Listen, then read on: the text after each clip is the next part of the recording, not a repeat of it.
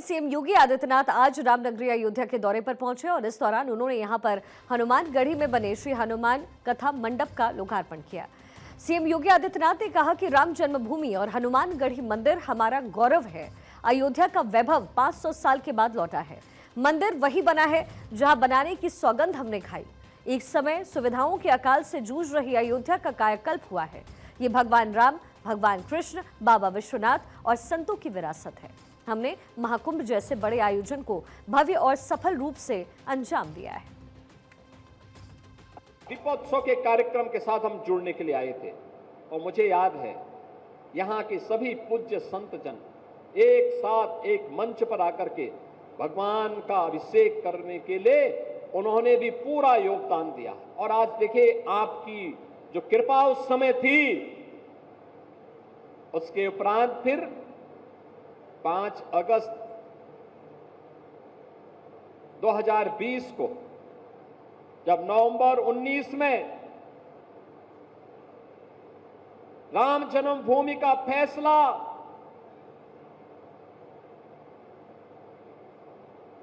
हिंदुओं के पक्ष में व सनातन धर्म के पक्ष में राम जन्मभूमि तीर्थ क्षेत्र ट्रस्ट के नाम पर हुआ, तो उसके उपरांत अयोध्या के मंदिर के भूमि पूजन कार्यक्रम के लिए पहली बार देश का कोई प्रधानमंत्री अयोध्या आकर के राम जन्मभूमि का दर्शन करने के लिए जाता है। यह श्रेय भी केवल मोदी जी को दिया जा सकता है। मोदी जी पहले प्रधानमंत्री थे, अयोध्या आए। उससे पहले मुझे याद है 1-2 बार कार्यक्रम बना, हमने कहा अयोध्या, उन्होंने कहा नहीं, हम लोगों का संकल्प है सौगंध राम की खाएंगे, मंदिर वहीं बनाएंगे। और उस संकल्प की पूर्ति के लिए प्रधानमंत्री मोदी जी स्वयं अयोध्या आए। सीएम योगी आदित्यनाथ ने अयोध्या के कायाकल्प की बात कहते हुए ये भी कहा कि पहले बिजली आती नहीं थी और अब जाती नहीं है। उन्होंने कहा कि लकीर का फकीर बनने से कोई फायदा नहीं है। जो भी लीक से हट करके काम करेगा वो कुछ करेगा। ऑपरेशन सिंदूर भारतीय सेना की बहादुरी का प्रतीक है। आज भारत के बहादुर जवान जिस मजबूती के साथ पाकिस्तान को उसका जवाब दे रहे हैं, हर भारतवासी को अपनी सेना की यूनिफॉर्म पर, रक्षा बलों के अपने बलों पर के जवानों पर गौरव की अनुभूति करनी चाहिए। आज बहनों और भाइयों, ऐसे ही अयोध्या का एक लाल भारत के पूर्वोत्तर राज्य की सीमा पर रक्षा करते हुए शहीद हुआ है। मैं इस अवसर पर श्री शशांक तिवारी, जो लेफ्टिनेंट के रूप में वहां पर कार्य कर रहे थे, भारतीय सेना के जवान थे, उनकी शहादत को नमन करते हुए विनम्र श्रद्धांजलि अर्पित करता हूं और परिवारजनों के प्रति अपनी संवेदना भी व्यक्त करता हूं। हमारी सरकार ने तय किया कि हमारी सेना हो या अर्धसेना, देश की सुरक्षा के लिए या आंतरिक सुरक्षा के लिए जो भी जवान शहीद होगा, सेना अर्धसेना बल के लोग तो उस परिवार को सहयोग करेंगे ही, हम राज्य सरकार की तरफ से भी उस परिवार को 50 लाख रुपए की नगद सहायता देते हैं। परिवार के एक सदस्य को सरकारी नौकरी भी देते हैं और साथ साथ उस जवान की स्मृति को बनाए रखने के लिए स्मारक का निर्माण भी हम लोग करते हैं। वहीं सीएम योगी आदित्यनाथ ने पाकिस्तान को कड़ा संदेश दिया। सीएम योगी ने दो टूक कहा कि आतंकवाद एक दिन पाकिस्तान को ले डूबेगा, ज्यादा दिन बचे नहीं है अब इसके।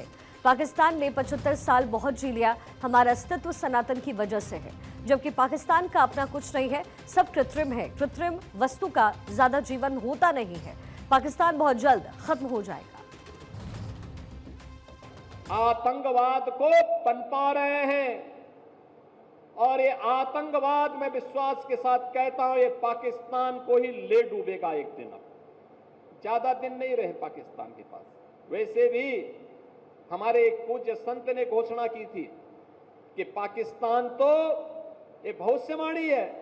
पाकिस्तान का आध्यात्मिक जगत में कोई अस्तित्व नहीं है। और याद रखना, जिसका अपना वास्तविक अस्तित्व न हो तो वह कृत्रिम होता है, और कृत्रिम कोई भी चीज होगी उसकी एक निश्चित लाइफ होगी, उससे ज्यादा नहीं। 75 वर्ष बहुत जी लिया पाकिस्तान, अब उसका समय आ गया है। वो अपने ही कृत्यों से अब अपनी सजा पा रहा है। वहीं सीएम ने आतंकवादियों को चेतावनी देते हुए कहा कि ये नया भारत है जो किसी को छेड़ता नहीं है, लेकिन कोई छेड़े तो उसे छोड़ता भी नहीं है। हमारे एयर डिफेंस सिस्टम ने पाकिस्तान के हर एक हमले को नाकाम किया है। वहीं पाकिस्तान को तगड़ी चोट भी पहुंचाई गई है। ये नया भारत है, और नए भारत में अब नया भारत किसी को छेड़ता नहीं है, लेकिन कोई छेड़ता है तो उसको छोड़ता भी नहीं है। हनुमान जी ने भी तो यही कहा था। हनुमान जी ने भी तो यही कहा था। जब रावण के दरबार में गए, रावण ने कहा कि भाई क्यों मार दिया मेरे लड़के को? उन्होंने कहा मैंने कहां मारा।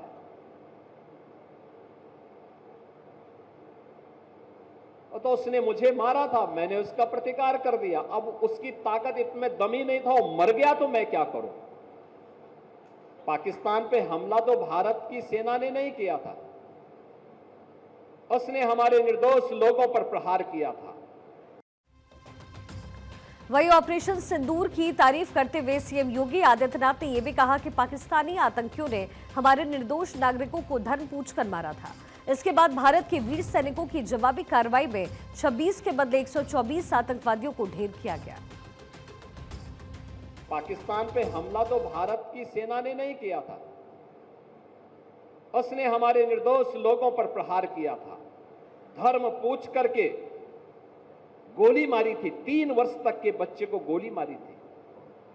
कानपुर के शुभम द्विवेदी को मात्र 2 महीने पहले शादी हुई थी उस युवा की, उसकी पत्नी के सामने गोली मार दी गई। 26 ऐसे लोगों को निर्मम हत्या कर दी गई। और उसके बाद 24 के बदले 124 लोग भारत के बहादुर जवानों के, भारत के तीनों सेनाओं के द्वारा संयुक्त रूप से की गई कार्रवाई में इतने 124 से अधिक आतंकवादी मारे जा रहे हैं।